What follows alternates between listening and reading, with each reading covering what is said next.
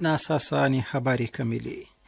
Rais wa Jamhuri ya Kiislamu ya Iran Masoud Pezeshkian amesisitiza kwamba Jamhuri ya Kiislamu itaunga mkono mpango au uamuzi wowote utakaopitishwa na viongozi wa Palestina katika mchakato wa mazungumzo yanayoendelea, akithibitisha tena uungaji mkono thabiti wa Teheran kwa mapambano ya watu wa Palestina. Katika mazungumzo ya simu na Khalil al-Haya, mkuu wa ofisi ya kisiasa ya harakati ya mapambano ya Kiislamu ya Palestina, Hamas, Rais Pezeshkian amempongeza kwa wadhifa wake mpya na kueleza matumaini kwamba uongozi wake utakuwa na manufaa kwa wananchi wa Palestina na wakazi wa ukanda wa Gaza. Rais wa Iran ametoa heshima kwa mashahidi wa Palestina, hususan kiongozi wa kisiasa wa Hamas marehemu Ismail Hania, ambaye kumbukumbu ya kuuawa kwake inaadhimishwa kwa sasa. Amekutaja kuuawa shahidi Ismail Hania wakati wa ziara yake nchini Iran kuwa ni kitendo cha kihalifu na cha dhulma kilichofanywa na utawala wa Kizayuni. Ikumbukwe kwamba Ismail Hania aliuawa na utawala huo wa Kizayuni wa Israel tarehe 31 Julai mwaka 2024 akiwa safarini mjini Tehran kuhudhuria sherehe za kuapishwa Rais Pezeshkian. Akisifu ushujaa na uwezo wa kustahamili wa wananchi wa Palestina mbele ya mashambulizi ya Kizayuni, Rais Pezeshkian amesema kwamba nyoyo za wananchi na viongozi wa Iran zitabakia daima pamoja na wananchi wanaodhulumiwa wa Palestina, akiongeza kwamba Iran itaendelea kuunga mkono na kulihami taifa la Palestina kwa kadiri ya uwezo wake. Rais pia amepongeza juhudi za Al-Haya katika kuimarisha uratibu miongoni mwa makundi ya mapambano ya Palestina. Mazungumzo hayo yanakuja wakati ambapo rais wa Marekani Donald Trump ametangaza kile alichokiita makubaliano ya kihistoria ambayo kwayo Hamas na makundi mengine ya mapambano ya ukombozi wa Palestina yanapaswa kukabidhi silaha zao. Hamas imepinga maelezo hayo, ikisisitiza kwamba haitakubali kuweka silaha chini ila baada ya utawala wa Kizayuni wa Israel kutimiza wajibu wake chini ya makubaliano hayo. Makundi mengine ya mukawama ya Palestina pia yamekataa tafsiri ya Washington, yakisisitiza kwamba kuweka chini silaha kunaweza kufanyika tu baada ya kuanzishwa taifa huru la Palestina. Rais Pezeshkian amesema kwamba kadhia ya Palestina inaendelea kuwa katika nafasi kuu kwenye sera za kigeni za Iran licha ya matukio ya sasa ya kikanda, akiitaja kuwa kadhia ya kwanza ya umma wa Kiislamu. Pia ametoa wito wa kuwepo umoja na mshikamano zaidi miongoni mwa mataifa ya Waislamu, akisema ushirikiano wa karibu unaweza kusaidia kulinda masilahi ya umma wa Kiislamu na kuimarisha nafasi yake dhidi ya changamoto za pamoja. Kwa upande wake, Khalil al-Haya amesifu uwezo wa Iran wa kusimama kidete dhidi ya vitisho, akisema nchi hiyo imebadilisha mlinganyo wa nguvu katika eneo la magharibi mwa Asia. Al-Haya ameeleza matumaini yake kwamba Hamas inaweza kunufaika na uwezo wa Iran katika mchakato wa mazungumzo ili kusaidia kulinda maslahi ya watu wa Palestina. Rais wa Marekani Donald Trump amezidi kukatishwa tamaa na kushindwa mara kwa mashine ya kivita ya nchi hiyo kutokana na ulipizaji kisasi wa Iran, na amemkabili waziri wa vita Pete Hegseth kuhusu uhaba wa silaha muhimu za Marekani. Kwa mujibu wa ripoti iliyotolewa na The Washington Post jana Jumatano, mzozo baina ya Trump na Hegseth uliibuka huko Camp David Ijumaa iliyopita, ambapo Trump alitaka kupata majibu kutoka kwa waziri wake wa vita kuhusu ni kwa nini inaonekana amepewa picha isiyo sahihi ya uwezo wa kijeshi wa Marekani, huku Washington ikikabiliwa na uhaba wa makombora ya masafa marefu na mitambo ya ulinzi wa anga. Uhaba huo umekuwa kikwazo kwa machaguo ya kijeshi ya Marekani, huku nchi hiyo ikiwa na upungufu wa zana za ulinzi, ikiwa ni pamoja na upungufu wa mfumo wa ulinzi wa anga wa THAAD ili kulinda majeshi ya Marekani yaliyoko kwenye vituo na kambi ambazo zimeathiriwa kwa mashambulizi makali ya Iran. Kwa mujibu ya watu wawili wanaojua vyema kadhia hiyo ambao wamenukuliwa na The Post, kuchanganyikiwa kwa Trump kuhusu hali hiyo kuliongezeka wakati wa mkutano wa baraza la mawaziri. Mzozo huo ulifikia kilele baada ya kuibuka swali kwamba kwa nini Hegseth amepotoshwa kuhusu uhaba mkubwa wa silaha ambazo sasa zinatishia kupunguza machaguo ya kijeshi kuhusiana na Iran, vyanzo vimeliambia gazeti hilo. Inaripotiwa kwamba Hegseth alimtupia lawama za uhaba huo na kushindwa kuwasilisha zana za kutosha naibu waziri wa vita Stephen Feinberg. Kupungua kwa mifumo ya ulinzi wa anga ya THAAD kunapewa mazingatio makubwa sana na vikosi vya majeshi ya Marekani, ikizingatiwa kwamba mashambulizi ya Iran yamekuwa yakiwalenga maafisa na kambi za kijeshi za Marekani katika eneo lote la magharibi mwa Asia, na hadi sasa yameangamiza mamia ya wanajeshi, kwa mujibu wa takwimu za jeshi la walinzi wa mapinduzi ya Kiislamu nchini Iran, IRGC, ingawa vyombo vya habari vya magharibi na washirika wao vinaficha takwimu hizo. Rais William Ruto wa Kenya amesema serikali imetekeleza ahadi muhimu ilizotoa kwa jamii ya Waislamu wakati wa kampeni za uchaguzi mwaka 2022. Rais Ruto ametaja kukomeshwa mchakato wa ukaguzi wa kibaguzi katika utoaji wa vitambulisho vya taifa na pasipoti pamoja na kuimarishwa ushirikishwaji katika maendeleo. Amesema kwamba alisaini dikrii ya urais iliyokomesha rasmi taratibu za ziada za ukaguzi zilizodumu kwa miongo kadhaa na ambazo kihistoria ziliwalenga zaidi Waislamu katika maeneo ya mipakani mwa nchi. Akizungumza katika ikulu ya Nairobi jana Jumatano, Rais Ruto aliwaalika viongozi wa dini ya Kiislamu na aliwahakikishia kwamba utekelezaji uliochelewa wa sheria kuhusu mali za wakfu za Kiislamu utakamilishwa ifikapo Septemba mwaka huu wa 2026. Rais Ruto pia amesema ujenzi wa korido ya barabara ya Isiolo Mandela yenye urefu wa kilomita 750 unaendelea kwa mujibu wa mpango. Amesema mradi huo mkubwa wa miundombinu umeundwa kuunganisha jamii zilizotengwa kihistoria kaskazini mwa Kenya na masoko makuu ya kiuchumi pamoja na huduma muhimu. Ruto amesema atatoa mchango binafsi wa jumla ya shilingi milioni 70 za Kenya kusaidia juhudi za kulinda na kuendeleza majengo ya miundombinu inayohusishwa na Baraza la Maimamu na Wahubiri wa Kenya CIPK mjini Mombasa na magharibi mwa Kenya. Kuhusu elimu, Rais Ruto amesema kwamba kuingizwa kwa elimu ya duksi na madarasa za Kiislamu katika mfumo rasmi wa elimu nchini ni ahadi nyingine ambayo serikali yake inaendelea kuitekeleza. Pia amesema serikali ya Kenya imeimarisha mipango ya kuajiri na kutoa mafunzo kwa walimu katika maeneo ya kaskazini mwa Kenya ili kukabiliana na upungufu wa muda mrefu wa walimu na kupunguza usumbufu katika mchakato wa kupata elimu. Mnaendelea kusikiliza taarifa ya habari za dunia inayowajieni moja kwa moja kutoka Redio Teheran. Ripoti ya karibuni ya polisi ya kimataifa Interpol kuhusu tishio la uhalifu wa mtandaoni barani Afrika mwaka 2026 imetoa onyo kali kuhusu jinsi teknolojia ya akili mnemba AI inavyotumiwa kudhoofisha usalama wa kiuchumi na kijamii katika mataifa ya bara hilo. Kwa mujibu wa ripoti hiyo, AI inatajwa kuhusika katika 55% ya uhalifu wote wa mtandaoni ulioripotiwa.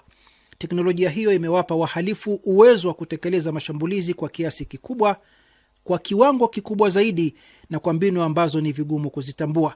Takwimu kutoka nchi 36 za Kiafrika zinaonyesha kwamba hasara ya kifedha inayotokana na uhalifu huo imeongezeka mara 2 tangu mwaka 2024, ikipanda kutoka dola milioni 192 hadi kufikia dola milioni 484.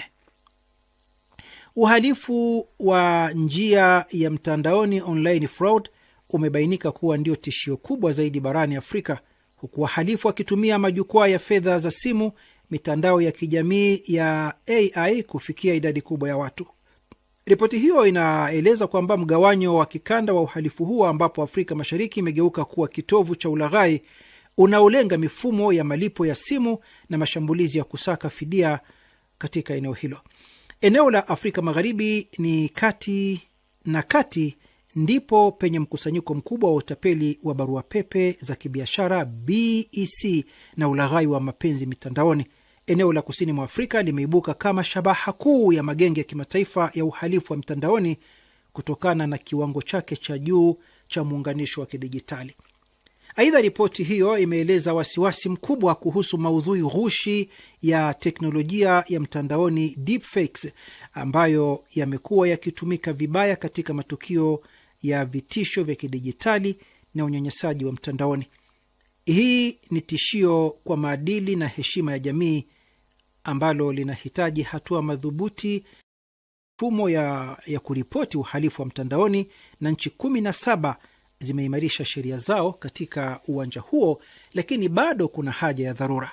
Interpol imeweka wazi kwamba zaidi ya washukiwa 1500 wamekamatwa katika operesheni za kimataifa, huku zaidi ya dola milioni 100 za mapato haramu zikitaifishwa.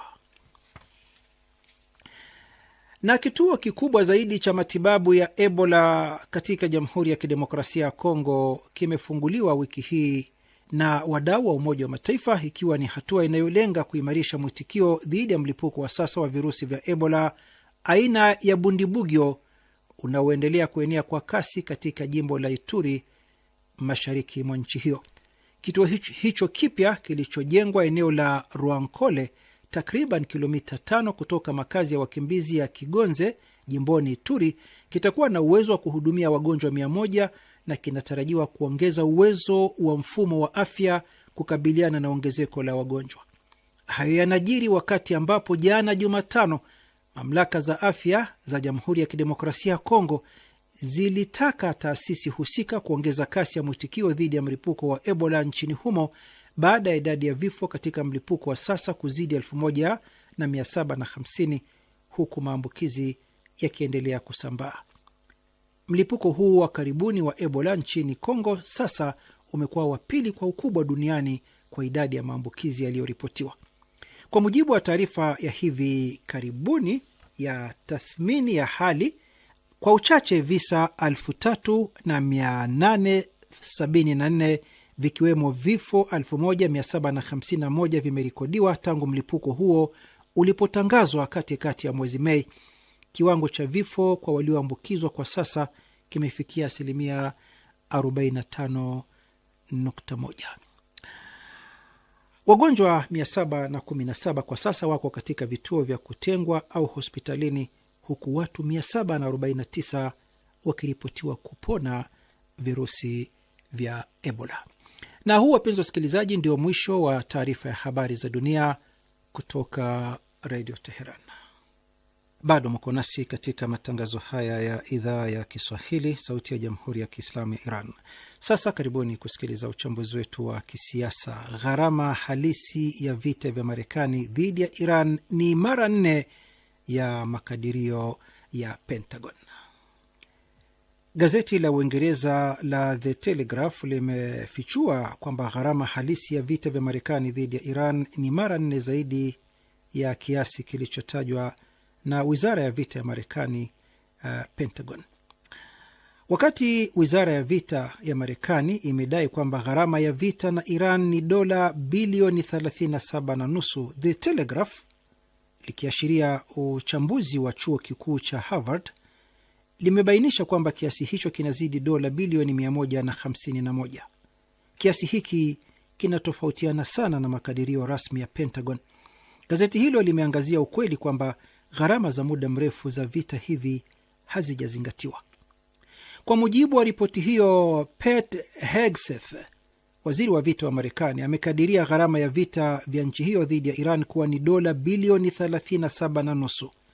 Lakini Linda J. Bilmes, mhadhiri wa chuo kikuu cha Harvard na mmoja wa wataalamu wakuu nchini Marekani kuhusu uchumi wa vita, anaelezea makadirio hayo kama sehemu ndogo tu inayoonekana ya gharama halisi, akisema kwamba takwimu hiyo haijajumuisha gharama za muda wa kati na mrefu za vita vya Marekani dhidi ya Iran.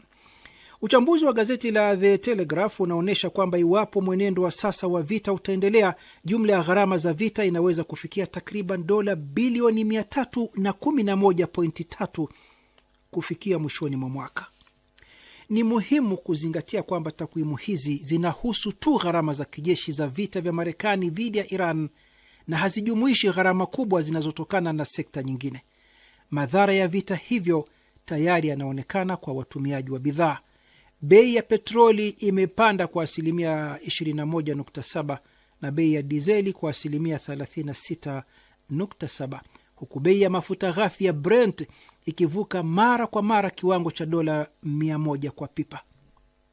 Hivyo Bill Messi ameonya kwamba gharama ya mwisho ya hatua hii ya kijeshi dhidi ya Iran inaweza kufikia dola trilioni 1. Steve Henk, mhadhiri wa uchumi katika chuo kikuu cha John Hopkins, pia amebainisha kwamba rais wa Marekani Donald Trump alianzisha vita vya hiari dhidi ya Iran ambavyo vitakuwa na gharama kubwa kwa walipa kodi wa Marekani, akisema kwamba gharama ya mdororo huo itazidi dola trilioni 1.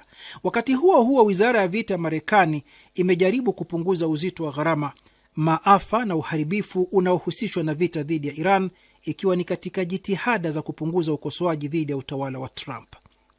Ingawa Donald Trump aliahidi sera ya mashinikizo ya kiwango cha juu zaidi dhidi ya Iran, lakini matokeo ya vita hivi vya kizembe alivyovianzisha bila sababu ya msingi ni mkanganyiko wa kiwango cha juu zaidi, machafuko ya kiwango cha juu zaidi na gharama ya maisha ya kiwango cha juu zaidi kwa wananchi wa Marekani.